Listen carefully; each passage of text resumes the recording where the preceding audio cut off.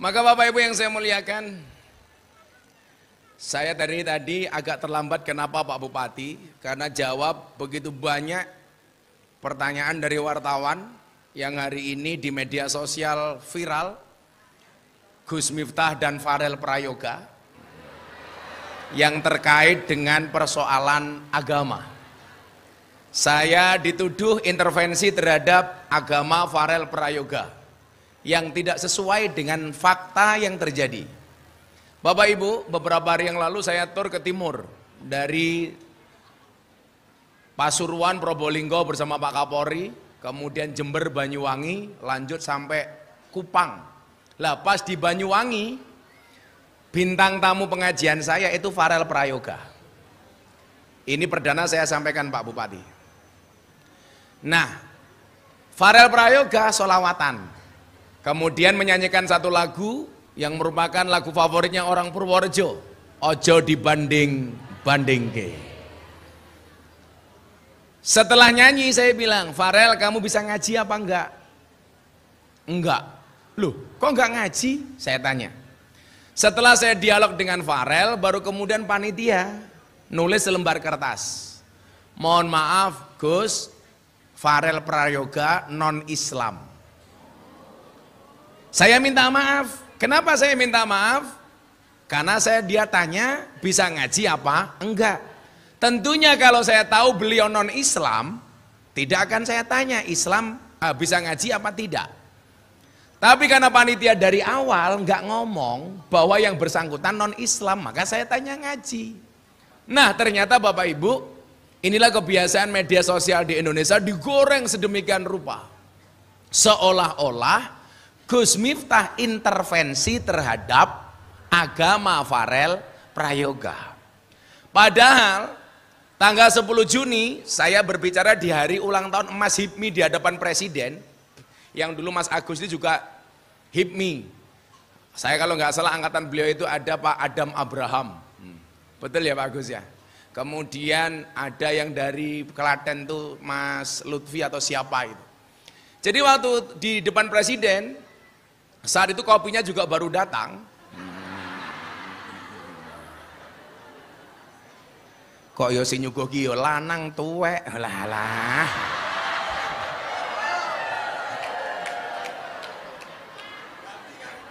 Kok yo ana sing nom titik ngono lho. Kopine nunggune suwe, cangkire cilik. Kopi itu filosofi para pemimpin Pak Agus. Saya bilang, jangan pernah kalau saya dikasih kopi biasanya panas langsung saya minum. Kenapa? Jangan pernah kamu sesali kopimu dingin. Kenapa? Karena ketika hangat tidak pernah kau hargai. Biasanya kalau saya minum kopi, itu dibacakan doa. Doa ini biasa disampaikan para kiai ketika Bapak Ibu minta doa di air putih. Maka kalau Anda tidak ketemu kiai, tolong Anda baca sendiri. Doanya ini, mau santan dibacakan boleh, minum anak ke sekolah dibacakan boleh, kopi boleh. Coba Anda baca bareng-bareng. Bismillahirrahmanirrahim. Allahumma ja'al hadzal ma' syifaan likulli da'in innaka ala kulli syai'in qadir. Allahumma ja'al hadzal ma' syifaan likulli da'in innaka ala kulli syai'in qadir. Artinya adalah ya Allah jadikanlah air ini merupakan obat dari berbagai macam penyakit. Sesungguhnya engkau maha kuasa atas segala sesuatu. Biasanya kalau longgar saya bacakan Fatihah. Al-Fatihah itu liman kuriat lahu. Fatihah itu bagi siapapun yang mau membacanya. Fatihah itu keren. Anda punya kopi panas, bacakan Fatihah 100 kali langsung dingin.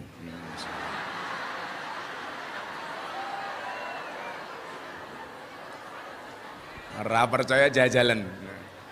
Ibu-ibu, tolong belajarlah dari kopi. Tetap menjadi hitam dan pahit, tidak harus menjadi putih dan manis untuk dicintai. Lah, ora kaya raimu. Rai apa papan karambol. Nah, saat saya berbicara di hari ulang tahun Mas HIPMI, Presiden perintah ke saya, dipanggil bersama Pak Praktikno. Presiden bilang, Gus, tolong kajian kebangsaan Gus Miftah tentang moderasi beragama. beragama dan berbangsa yang happy dan menyenangkan, tolong diamplifikasi ke seluruh Nusantara. Artinya apa? Kalau orang menuduh saya itu via intoleran, Anda salah, Pak. Saya dapat undangan dari wali kota Los Angeles, Amerika Serikat, gara-gara apa? Ceramah saya yang viral tahun 2021 di Gereja Penjaringan Jakarta Utara. Saat peresmian gereja. Saat itu saya mendapatkan undangan dari wali kota Los Angeles, Amerika Serikat untuk berbicara tentang moderasi beragama. Jadi mohon maaf, wali kota Los Angeles, Amerika Serikat ngundang saya lebih dulu dibandingkan Bupati Purworejo. Maksud saya apa? Anda yang menuduh saya intoleran, mohon maaf, dolanmu kurang adoh, turumu kurang bengi, koncomu kurang oke, kopimu kurang kental. Nah, maka kemudian apa Bapak Ibu yang saya muliakan? Isu ini menjadi menarik Pak Agus ketika kita berbicara tentang toleransi dan radikalisme. Maka malam hari ini akan saya sampaikan bagaimana kemudian Nabi Muhammad SAW menjadi sosok yang begitu mencintai bangsanya dengan menghargai keberagaman dan perbedaan yang ada. Maka dulu sebelum pandemi saya punya program dengan Pak Ganjar untuk masuk ke sekolah dan perguruan tinggi yang ada di Jawa Tengah untuk berbicara tentang apa? Tentang moderasi beragama. Yang cukup kemudian membuat saya terkejut adalah ketika saya dialog dengan seorang guru dari Kudus, kebetulan dia ASN Pak Bupati, aparatur sipil negara. Begitu saya buka pintu dialog, beliau maju ke depan, kemudian beliau mengatakan demikian, tidak saya kurangi, tidak saya tambahi. Beliau mengatakan apa? Bangsa Indonesia tidak bisa menjadi bangsa yang makmur dan besar, kenapa? Karena menurut dia menganut sistem yang salah. Pancasila sudah tidak cocok sebagai ideologi dan saatnya harus diganti dengan sistem khilafah. Maka saya dialog, saya tanya, kowe lara paham itu manduk-manduk ngono ya? Nah, kok kowe kuru banget oleh lah. Wong NU kudu lemu. Kamu makannya banyak apa sedikit? Banyak. Kalau orang makan banyak tetap kurus dua kemungkinan, anugerah atau azab. Gitu azab iki. Rupamu kaya besek. Nah, saat itu Bapak Ibu yang bersangkutan saya tanya, Pak Guru tolong Anda jawab, tunjukkan kepada saya negara mana di dunia yang sukses dengan paham khilafahnya. Kemudian beliaunya menjawab, Saudi Arabia. Nah, dari jawabannya pasti kamu nggak pernah belajar, saya bilang. Saudi Arabia tidak pernah menganut sistem khilafah, tapi sistem al-mamlakah. Berangkat dari perjanjian Syekh Asy'ud bersama Syekh Abdul Wahab. Secara politik mereka menganut sistem kerajaan, secara ideologi mereka menganut Wahabi karena Syekh Abdul Wahab.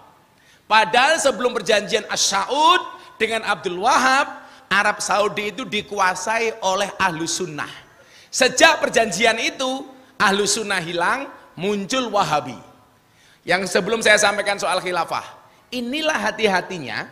Kalau hari ini ada orang mengatakan gak penting NO-NO-an, hati-hati. Itu adalah propaganda dari kaum Wahabi. Kok bisa begitu Gus? Iya. Arab Saudi dulunya dikuasai oleh Ahlus Sunnah. Tapi gara-gara pengajian gak ada kipas anginnya, kiainya jadi gerah.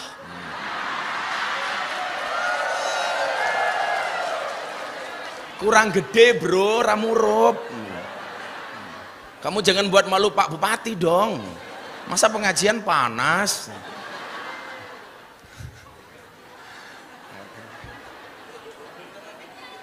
Dan akhirnya ASN mulai bingung mencari kipas angin.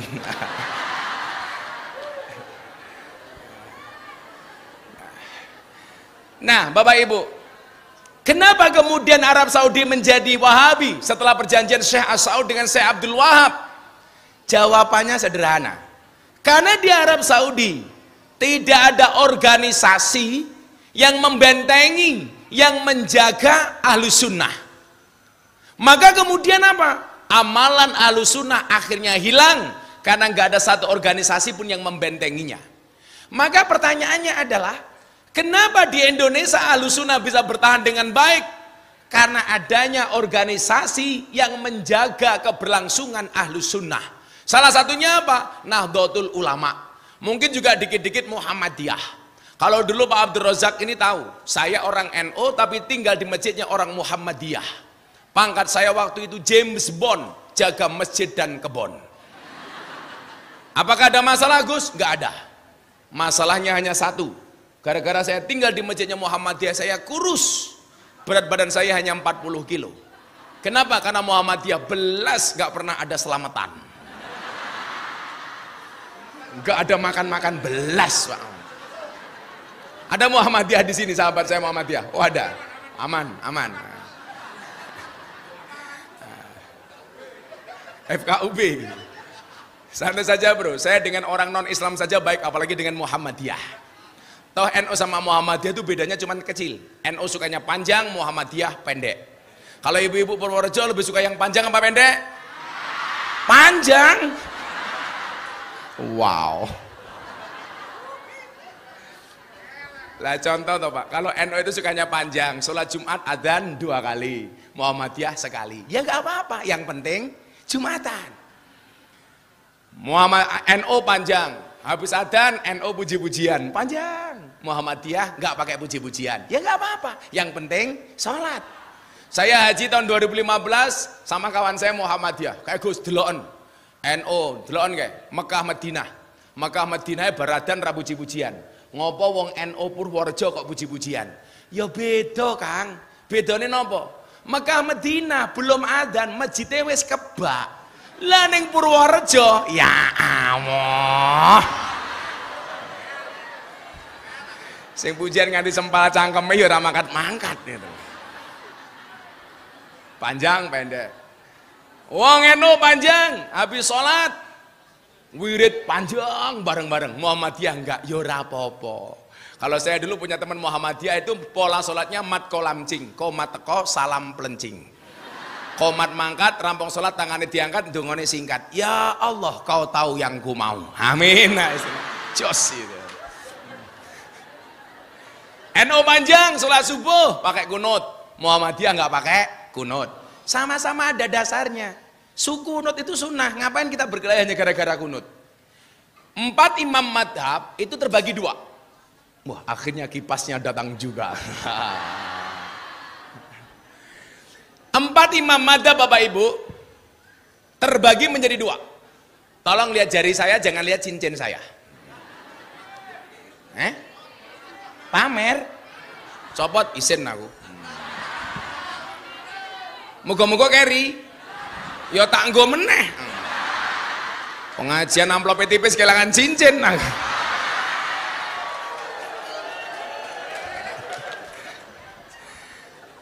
4 imam madhab itu Bapak Ibu, kalau kita ngomong khilafiyah, Syafi'i, Maliki itu pakai kunut, Hambali, Hanafi nggak pakai kunut. Anda yang pakai kunut kemudian menyalahkan nggak pakai kunut, Anda berarti menyalahkan Imam Hambali sama Imam Hanafi. Lah ilmumu sepiro dibandingnya Hambali dan Hanafi.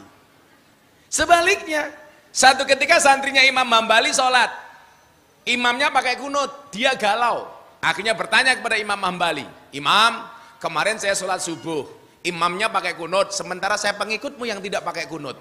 Apa jawaban Imam Hambali? Makmum itu mengikuti imam. Akhirnya apa? Dia mengaminkan kunutnya imam subuh walaupun dia pendereknya Imam Hambali. Jajal wong Purworejo le, imame kunutan, makmume ora. Bahasane wis beda. Allahumma hdina fi man hadait, enggak mau. Wa fina fi man afait, matamu. Ya Allah itu. Salatir rusak hanya gara-gara kunut. Tapi saya yakin di bawah Pak Agus Bastian Purworejo nggak ada orang yang ribut gara-gara kunut, betul? Karena baik orang Muhammadiyah maupun NU di Purworejo sudah jarang yang sholat subuh. Lah itu persoalannya. Subuhane jam 7 soline tambahi usolli fardhu subhi kawanan lillahi ta'ala. Nah Bapak Ibu yang saya muliakan, Saya dulu tinggal di Muhammadiyah nggak ada urusan. Muhammadiyah itu juga banyak kemiripan. Makanya bangsa Indonesia ini kalau pengen selamat gampang kok. NU dan Muhammadiyah jangan diadu, itu saja. NU-nya dijaga, Muhammadiyahnya dijaga. Selesai. Karena mohon maaf, banyak warga perkotaan yang sebenarnya dia Muhammadiyah, tapi juga ikut selamatan. Juga ikut gendurenan. Mungkin kalimatnya yang dirubah. Kalau kata orang NU tahlilan, Muhammadiyah diganti pembacaan kalimah thayyibah. Sing diwaca ya padha. Yang NU sholawatan, yang Muhammadiyah diganti apa? Seni musik religi, cie. Ya nggak apa-apa gitu loh. Kenapa kita nyari ribut soal itu? Makanya saya dulu anak Kiai NU, kebetulan bapak saya Kiai NU, Miftah bin Kiai Muradi bin Muhammad Usman bin Muhammad Boniran bin Kiai Jalal Iman bin Kiai Karyonawi bin Nyai Madarum bin Kiai Ilyas bin Muhammad Besari bin Anom Besari bin Abdullah Mursad bin Pangeran Demang II bin Pangeran Demang I bin aku hafal kowe masih hafal kowe. Bapakmu pitu tak kayak duit 1 juta. Ayo kowe. Nama kamu sampai mbahmu ke-7. Oh ora iso, rupamu kaya kotak infak kok ora iso. Tapi saya diizinkan di masjidnya Muhammadiyah untuk belajar toleransi dan penghargaan. Akhirnya begitu saya menikah dapat istri orang NU, Bu, subhanallah, saya langsung gemuk. Berat badan saya 108 kilo, Pak. Begitu pindah ke lingkungan NU tambah gemuk. Kenapa saya menikah dengan orang NU gemuk? Susunya cocok lihat. Begitu saya pindah ke lingkungan orang NU tambah gemuk. Kenapa? Karena orang NU dikit-dikit makan, yasinan makan, tahlilan makan, sholawatan makan, manakiban makan, mujahadahan makan. Tetangganya sakit minta didoakan makan. Yang sakit mati makan lagi. Pitung dino itu. Nganti rupane kaya besek kabeh gitu. Maka mohon maaf Bapak Ibu yang saya muliakan, kadang-kadang untuk toleran kepada non-Islam kita bisa soft landing. Tapi persoalannya kemudian adalah kenapa dengan kawan seagama kadang-kadang justru kita bermusuhan. Pak Bupati kalau dimakan nggak apa-apa loh Pak Bupati, monggo Pak Bupati. Karena kalau pengajian acaranya pasti ada 2, 1 acara inti, nomor 2 acara untuh. Mari Pak makan Pak, oh nggak ada. Tapi sampean perutnya jangan besar-besar. Ada penelitian rumah sakit di Yogyakarta, laki-laki itu kalau perutnya besar biasanya manuke cilik. Lah, hati-hati, hati-hati, hati-hati.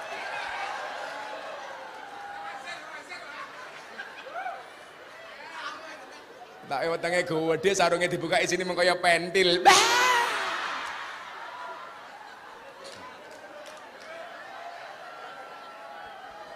Shallu ala Nabi Muhammad. Nah.